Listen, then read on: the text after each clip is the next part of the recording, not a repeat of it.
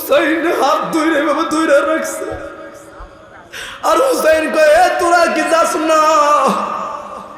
ওই সকল লোকেরা যাইতে পারি, কিন্তু রহমতুল লিল আলামিনের কাছে কি জবাব দিয়া কার নাতিরে ফালায়া যায়। ওরে 66 হিজরিতে কারবালার ময়দানে, আবার যখন কারবালার ময়দানে ইমাম আলী মাকামের কলিজার টুকরা হুসাইন যখন কারবালায় গেল রে, ওরে এলাকার মানুষ রে, হুসাইনের সদস্য মাত্র 72 জনে, তাদের কাফেলার লোক হইল 22,000-এর মতো। তারাও মুসলমান, হুসাইনও মুসলমান। পার্থক্য আছে না নাই? কথা বলা আছে না নাই?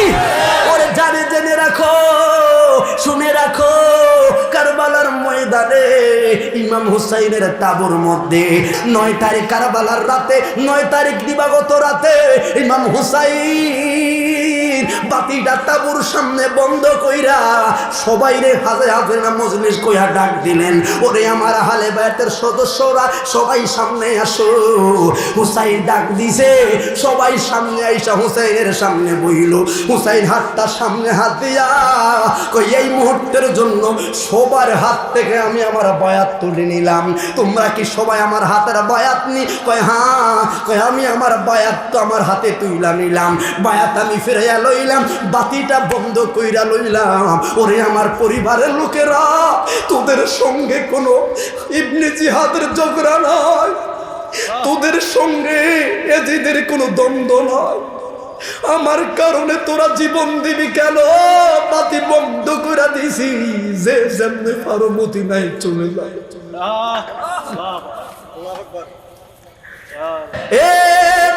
আমি আমার বায়াত তুলে নিছি, তোমরা যে যেমনে পারো মদিনায় চলে যাও, তোমাদেরকে কেউ বাধা দিত না, কারণ দ্বন্দ্ব হলো আমার সঙ্গে, দ্বন্দ্ব হলো আমার সঙ্গে। এই কথা বলিয়া সবাই নিস্তব্ধ হয়ে গেছে, সব বাতি বন্ধ, চুপ। 1 ঘন্টা পর আবার যখন কৌঠার মধ্যে আগুন জ্বালাইছে, দেখলো হুসাইন যাওয়া তো দূরের কথা, আরো সকল নারী পুরুষ মিলিয়া হুসাইনের কদমের কাছে আইসা আমজা কইরা হুসাইনে দইরা রাখছে। হুসাইন হাত ধরে বাবা ধরে রাখছে। আর হুসাইন কয় তোরা কি যাস না? ওই সকল লোকেরা যাইতে পারি, কিন্তু রহমতুল লিল আলামিনের কাছে কি জবাব দিয়া কার নাতিরে ফালায়া যায়। হে হুসাইন গো, আপনি কার নাতি? আপনার ফালায়া যদি মদিনায় যায়, নবীর মনে ব্যথা লাগবে রে হুসাইন। কাল হাসরের ময়দানে নবীর কাঠ গড়ায় দাঁড়াইলে নবী যদি বলে কেমনে আমার হুসাইন রে বিপদে ফালায় তোরা মদিনায় আইবি, মরতে পারি, একবার নয় 1000 বার, কিন্তু রহমতুল লিল আলামিন যার গলায় 1000 বার চুমা দিছে, যাকে ঝরাইয়া আমার নবী বলতো হুসাইন মিন্নি ওয়া আনা মিন হুসাইন, ওই নবীর কলিজার টুকরারে সাইরা যাইতে আমরা পারি না। হুসাইন গো, বাঁচলে আপনার কদমের সামনে বাঁচবো, মরলে আপনার কদমের সামনে মরবো। আরে রা সবাই শুয়ে গেছে। শহর মানুষ হঠাৎ করে চোখের পানি ছাড়তে ছাড়তে ভয়ঙ্কর স্বপ্ন দেখে উঠে। অজু বানাইলো, ওই সময় তার পানি নাই, মাটি দিয়া তায়াম্মুম করে অজু বানাইয়া কোরআন শরীফটা হাতে লইয়া পড়া শুরু করছে। একবার হুসাইনের চেহারা দিকে তাকায়, আরেকবার কোরআনের পাতার দিকে তাকায়, আরেকবার শহর মানুষ আসল দিয়া চোখের পানিটা মুছে, আর বলে আগামীকালে এই সময় আমার ঘরের মধ্যে কান্নার রোল শুরু হয়ে যাবে, আগামীকাল আমার কলিজাটা খালি হয়ে যাবে গো। আমার হুসাইন কারবালার ময়দানে শহীদ। ওর কান্নার আওয়াজটা বাড়ি রে, কান্নার আওয়াজটা যেই মাত্র ভারী হইল, আর হুসাইন ঘুম থেকে উঠে বলছে, বিবি কান্দো কেন, কিসে তোমারে কষ্ট দিল? স্বামী রে, আমি ভয়ঙ্কর স্বপ্নে দেখলাম, কেমনে বলবো, বলতে বড় কষ্ট লাগে। হুসাইন কই, বিবি আজকে না বললে আর সুযোগ সময় পাইতি না, সময় হয়তো। আমি জানি না আপনারা কেমন ভাবে আমার কথাগুলো নিতেছেন, আমি বুঝতে পারি না আমি কেমন ভাবে আপনাদেরকে বুঝাইতেছি। হুসাইনের প্রেমের কথার বুঝানোর ভাষা আমার নয় আপনাদেরকে। শুধু একটা অনুরোধ করে যায়, হুসাইনি প্রেম রেখে নামাজ পড়বে। একটা কথা বলে যায়, জীবনের এক ফোঁটা রক্ত থাকতে হুসাইনের পক্ষে থাকবে, এজিদের পক্ষে কখনো যাবেন না। ওয়াজের কোনো বক্তার ভাষা নাই, আপনারে কেমনে বুঝাবে? কারণ আহলে বায়াতের কথা আসলে দুঃখ আর কষ্ট ছাড়া কিছু লাগে না। তোমার আমার জন্য কত কষ্টের টেক আহলে বায়াতের পরিবারের সদস্যরা করে গেল। বন্ধুরে 10 মিনিটে কথাটা শেষ। শহর মানুষ বলল, ভয়ঙ্কর স্বপ্ন দেখলাম। আমি দেখছি ওই কারবালায় একজন মহিলা ময়দানটা ঝাড়ু দিতেছে। বললাম, কে গো, আপনি কে, আপনার পরিচয় দেন। ওই মহিলা বলছে, শহর মানুরে আমি আর কেউ নই রে, আমি হইলাম হুসাইনের আম্মা, হুসাইনের আম্মা ফাতেমা। কি গো মা, এত রাত্রে আউলা বেশে আইসা কারবালার ময়দানটা কেন ঝাড়ু দিতেছেন? ওরে শহর মানুষ রে, আগামীকাল আমার বাবার মুনাফিক উম্মতেরা আমার সন্তান কলিজার টুকরা ডারে এই জায়গায় শুয়াইয়া ছুরি চালাইয়া দিব রে। শহর মানুষ, ও শহর মানুষ গো, এই জায়গায় শুয়া আমার হুসাইন কত না না না না কইয়া চিৎকার মারবো। শহর মানুষ রে, আমার হুসাইনি পিঠের মধ্যে পাথর লাগবো, আমার জাদুমণি কষ্ট পাইব। এই জন্য জান্নাত থেকে আইসা কারবালার ময়দানটা ঝাড়ু দিতেছি। আমি বলতেছি কারবালার কথা। ওরে 72টা তীরের আঘাত লইয়া ইমাম হুসাইন যখন ফোরাত নদীর উপরে উঠে, ওই দিনের কথার মধ্যে যায় শেষ করে দেই। এখানেও হুসাইনের শিক্ষাকে বলে যায়। বন্ধুরে, সীমার আইসা হুসাইনের ঘাড়ের মধ্যে গোয়ানা দিছে। হুসাইন 2টাই আবদার করলো। 1 নাম্বার আবদার হইল, রে সীমার আমার মাথাটা বালুর থেকে উঠাও। এরা ফাড়া দিয়া হুসাইনের মাথাটা মরুভূমির বালুর মধ্যে ঢুকাইয়া দিছে। হুসাইনের নিঃশ্বাস নিতে বড় কষ্ট হচ্ছে। হুসাইন ডাক দিয়া কয়, সীমার রে, আমার মাথাটা বালুর থেকে উঠাও, বালু থেকে উঠাইয়া আমার মাথাটা আমার নানার রওজার দিকে ফিরাইয়া দে, আমার নানার মদিনার দিকে ফিরাইয়া দে।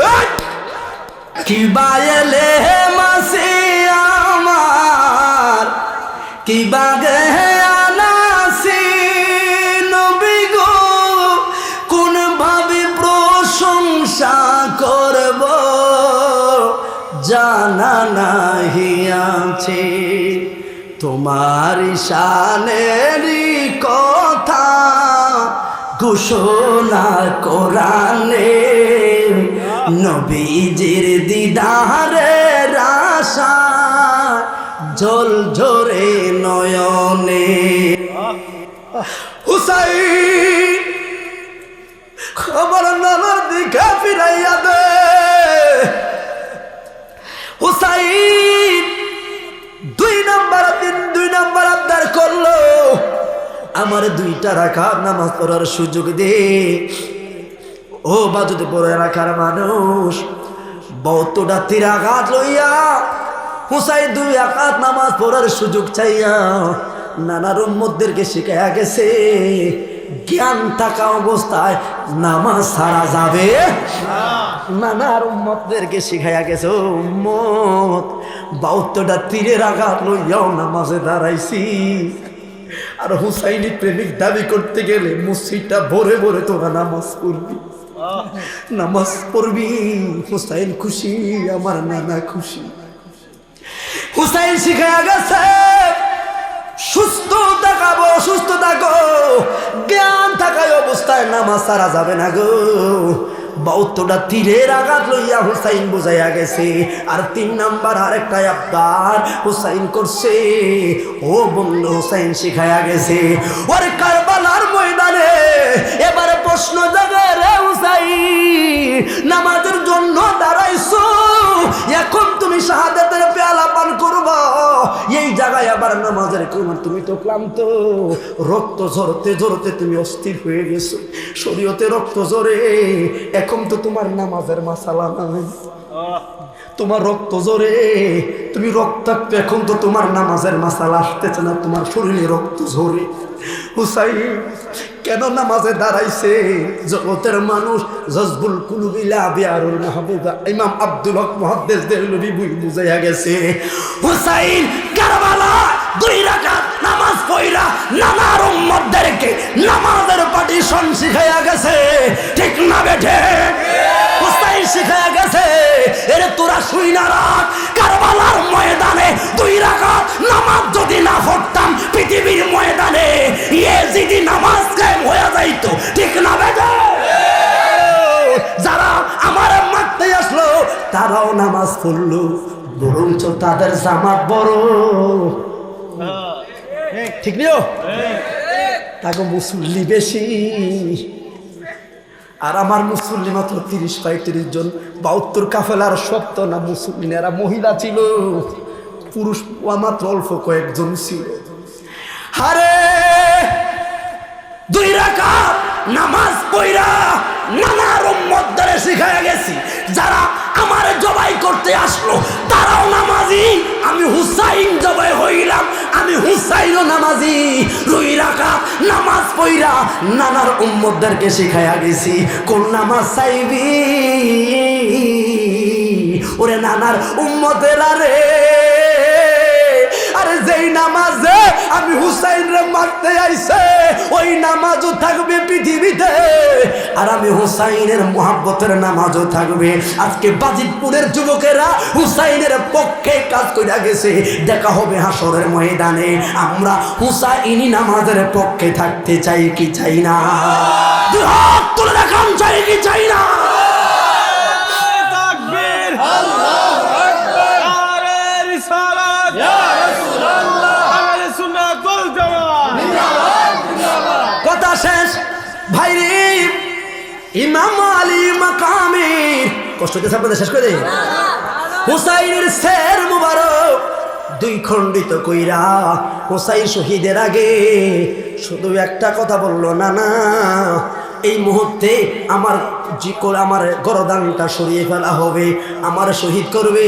না না গো, দুঃখ নাই, দুঃখ নাই, ও না না, আমার রক্তের বিনিময়ে তোমার উম্মতরা যেন আল্লাহর জান্নাত পায়। হুসাইন শহীদের আগে ছুরি চালাইবে, হুসাইন শুধু বারবার একটাই কথা বলছে, না না আমার তোমার উম্মতরা যেন আমার রক্তের বিনিময়ে জান্নাত পায়। হুসাইন শহীদের আগে বারবার শিখে গেছে, ও না না খেয়াল রাখো, আমার এক এক ফুটা রক্তের বিনিময়ে যেন তোমার উম্মতরা জান্নাত পায়। কে আছে হুসাইনের মতো আত্মত্যাগ দিবা? এর কাফেলার মধ্যে শহীদ কইরা, শুধু তাই না বেঈমানরা ঘোড়া দিয়া হুসাইনের বডিটারে থেতলায়া দিছে, আর হুসাইনের মাথা মুবারক তারা লাথি মেরে একজনের পাও থেকে আরেকজনের পাও দিছে। কত বেঈমানি করছে! বল্লমের মাথার আগে আগায় হুসাইনের মাথা মুবারকটা গাইতা এরা দামেস্কের দিকে রওনা দিছে। বন্ধুরে যখন যাইতে যাইতে আর আহলে বায়তের যেই মহিলা সদস্যরা ছিল এদেরকে লেগাম বাইন্দা হাতে পাহাতে বাইন্দা টেনে টেনে শেষরায়া ওর দামেস্কের দিকে রওনা দিল। ওরে পুরুষের মধ্যে ছিল শুধু জয়নাল আবদিন, অসুস্থতা থাকার কারণে যুদ্ধের ময়দানে যায় নাই। জয়নাল আবদিন সহ শহর মানুষ কিনা জয়নব সবাই বাইন্দা লেগাম ধরে ধরে নিয়ে গেছে।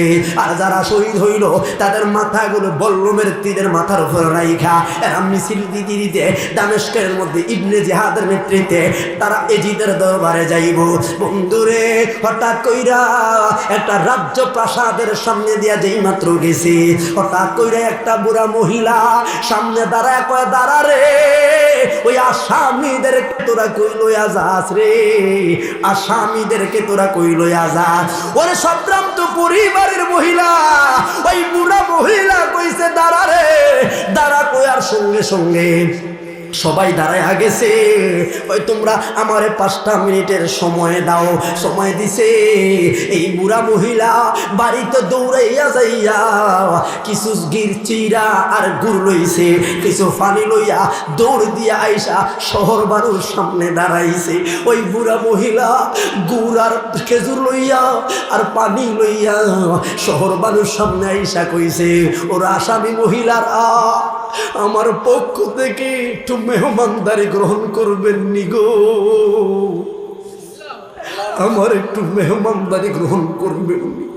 শহর বাড়ি কয়, মা 10টা দিন কেউ পানি দেয় না। ওরে মহিলা, পানির কারণে দুধের শিশু কলিজা ইয়াকুরের কলিজাটা সাত করে লাইছে বেঈমানেরা। এই পানির কারণে ইমাম আলী আকবর 2 খণ্ডিত হয়ে গেছে। কেমনে তোর পানি খায়?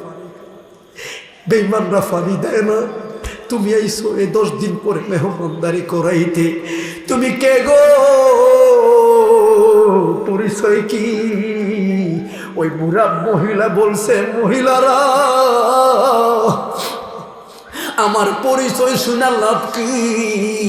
তবে একজন আমি বান্ধবী ছিল, আমার একটা ওসিয়ত করলো, কোনদিন আসামি দেখলে মেহমানদারি করাই। শহর বাড়ি কয়, তুমি কার কথা বুঝাও? যে তোমার ওসিয়ত করলো তার নাম কি? কয় তার নাম হলো ফাতেমা রে ফাতেমা। আল্লাহু আকবার। শহর বানু 2 চকের বাড়ি ঘর ঘুর করে বুড়া মহিলা ফাতেমার নাম কইলি। ওই ফাতেমার কলিজার টুকরা 2টা সন্তান ছিল, এদের নাম জানুনি? কয় কেন জানবো না, একটার নাম হলো হাসান, আরেকজনের নাম হলো হুসাইন। হুসাইন রে আমার নবী বড় ভালোবাসত, কোলে নিয়ে রহমতুল্লিল আলামিন বারবার চুমা খাইত। শহর বানু কয়, মা এখন যদি হুসাইনে দেখাই চিনবিনি? কই চিনলেও চিনতে পারি। মহিলা রে, ওই যে বড় বলগমের মাথা, যার মাথা মোবারকটা গাইতা রাখছে, এটার কেউ নয়, নবীর কলিজার টুকরা হুসাইন। আমরা আর কেউ নয় রে, আমি শহর বানু হুসাইনের স্ত্রী, আমরা ফাতেমার পরিবারের লোক। তার মানে ফাতেমা জানে, ও বান্ধবী, 66 সনে আজ থেকে 40-45 বছর পরে তোর বাড়ির কাছে দিয়া আমার শহর বানুরা যাইব,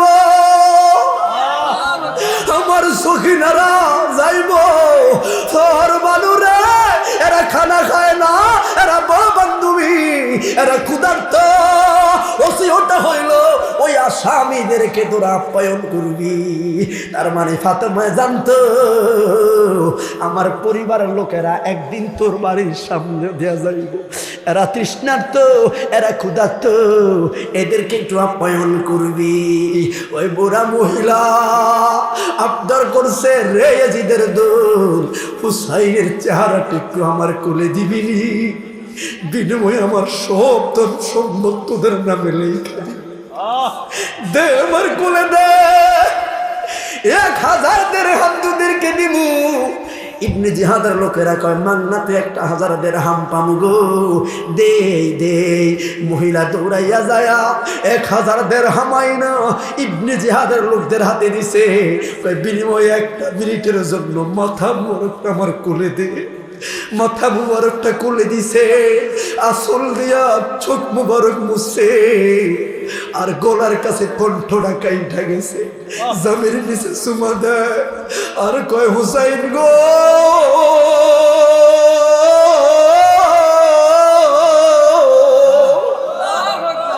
জানি না কারবালায় কেমনে ছিলা। হুসাইনে চুমা দেয় আর নবীরে ডাকে গো নবীজি কেমনে ছিলা রোজায় শুয়া, যেই সময় তোমার নাতির গলায় চুরি চালাইলো।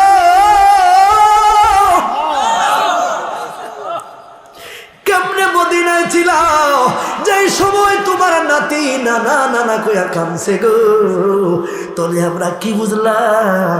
হুসাইন অনেকে বলে ক্ষমতার জন্য না রে, হুসাইন গেল নানা ইসলামকে প্রতিষ্ঠিত করার জন্য কারবালায়। এই জন্য বলে যায় ও বাজিরপুরের বাবারা, যুবকরা যারা মাহফিল সাজাইছো, হুসাইন জীবন দিছে কিন্তু বেঈমানদের কাছে মাথা নত করে নাই।